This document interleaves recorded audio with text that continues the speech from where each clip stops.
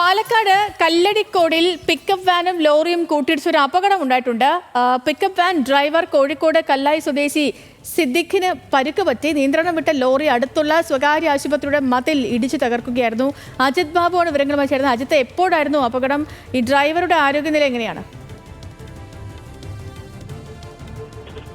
സേതു, ഈ കല്ലടിക്കോട് ചുങ്കൻ ജംഗ്ഷനിൽ പുലർച്ചെ 3:30 കൂടിയാണ് ഈ അപകടം ഉണ്ടാകുന്നത്. തമിഴ്നാട്ടിലേക്ക് മണ്ണുമായി പോയ ലോറിയും എതിരെ പാലക്കാട് നിന്ന് മീൻ കയറ്റി വന്ന പിക്കപ്പ് വാനും തമ്മിലാണ് കൂട്ടിയിടിക്കുന്ന സാഹചര്യം ഉണ്ടായത്.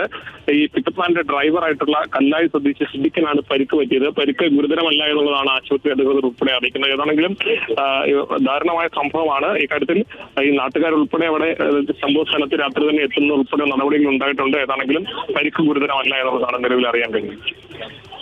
ശരി അജിത് ബാബുവാണ് വിവരങ്ങൾ നൽകിയത് പാലക്കാട്.